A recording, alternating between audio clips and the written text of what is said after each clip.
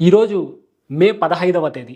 నిన్నలా మొన్న ఆంధ్రప్రదేశ్‌లో ఎలక్షన్స్ అయితే జరిగాయి. అందులో చాలామంది ఓటు వేయడం కూడా జరిగింది.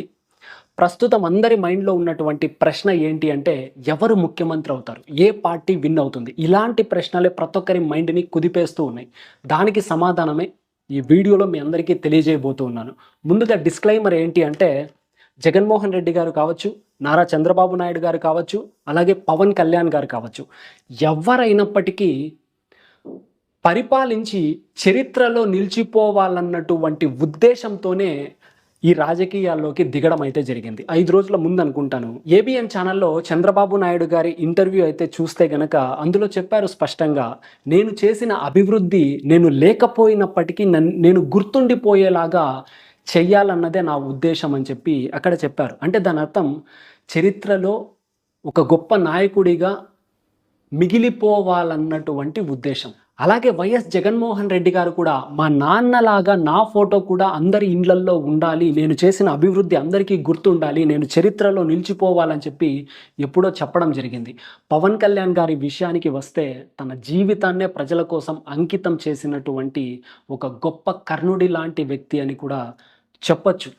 ఎవరు గెలిచినప్పటికీ వాళ్ళ ముఖ్య ఉద్దేశం ఏంటి అంటే చరిత్రలో నిలిచిపోవాలి. మా పరిపాలన బాగుండాలన్న ఉద్దేశంతోనే రాజకీయాల్లోకి దిగారు. కాబట్టి ఎవరు కూడా ఏ నాయకుడిని కూడా విమర్శించకండి. ఇంకా వీడియోలోకి వచ్చినట్లయితే 2019 ఎలక్షన్స్ కంటే ముందు వైఎస్ జగన్మోహన్ రెడ్డి గారు ఓడిపోయినప్పుడు కూడా ఒక ప్రెస్ మీట్‌లో ఈ విధంగా అంటారు. స్టార్టింగ్‌లో కాంగ్రెస్ పార్టీ మమ్మల్ని పక్కన పెట్టినప్పుడు, సొంతంగా పార్టీ పెట్టినప్పుడు మా వెనకాల ఉన్నది కేవలం ఇద్దరు. ఒక ఎమ్మెల్యే, ఒక ఎంపీ. తరువాత 10 మంది ఎమ్మెల్యేలయ్యారు, 2 ఎంపీలయ్యారు. తరువాత ఎలక్షన్స్‌లో 70 మంది ఎమ్మెల్యేలుగా ఉన్నాం.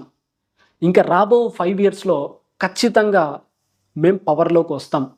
మేము కమ్‌బ్యాక్ అవుతాం అని చెప్పి అక్కడ చెప్పడం జరిగింది. 2019 ఎలక్షన్స్ జరగబోతాయనే దానికి 2 సంవత్సరాల క్రితం అంటే 2017 ఆ టైంలో వైజాగ్ ఎయిర్‌పోర్ట్‌లో జగన్మోహన్ రెడ్డి గారిని అడ్డుకున్నప్పుడు గుర్తుపెట్టుకోండి, ఇంకా కేవలం 2 సంవత్సరాలే ఉంది. దాని తరువాత నేనే సీఎం.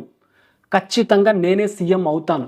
అప్పుడు మీ అందరిని గుర్తుపెట్టుకుంటాను అని చెప్పి చాలా కాన్ఫిడెంట్‌గా నేనే సీఎం అవుతాను. ఆ చైర్ నాదే అన్నటువంటి ఉద్దేశాన్ని అక్కడ తెలియజేశారు.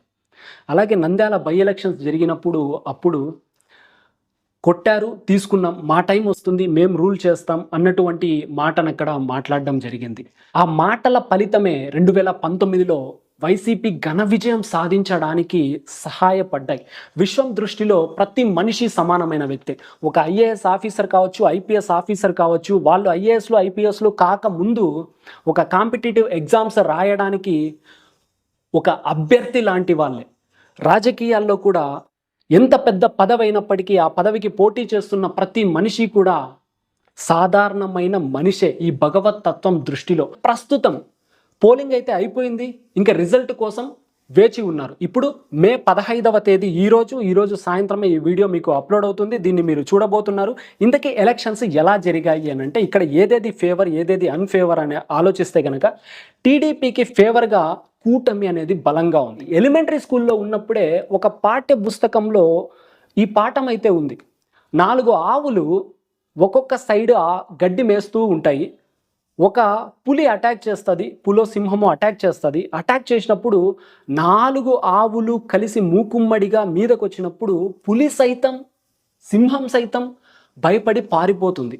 ఆ చిన్నప్పుడే యూనిటీగా ఉండడం వలన కలిగే ఫలితాల గురించి ఉపాధ్యాయులు కావచ్చు, పాఠ్య పుస్తకాలు కావచ్చు, ప్రతి ఒక్క మనిషికి నేర్పిస్తూనే వస్తూ ఉన్నాయి. ఒక ముగ్గురు కలవడం వలన ఆ కూటమికి బలం పెరుగుతుంది. ఇది టీడీపీకి చాలా ఫేవర్ అని చెప్పొచ్చు. అలాగే నారా చంద్రబాబు నాయుడు గారి విషయానికి వస్తే ఏమవుతుందంటే, ఒక్క శపథం చేశారు. ఏం శపథం అంటే, మా వైఫ్‌ని అవమానించారు అని ఏడుస్తూ, నేను ఈసారి సీఎం అయితేనే అసెంబ్లీలో అడుగు పెడతానని ఒక శపథం చేసేశారు. ఒక వాగ్దానం చేసేశారు. చేసేసి ఆ మాటకి కట్టుబడి ఉండిపోయారు.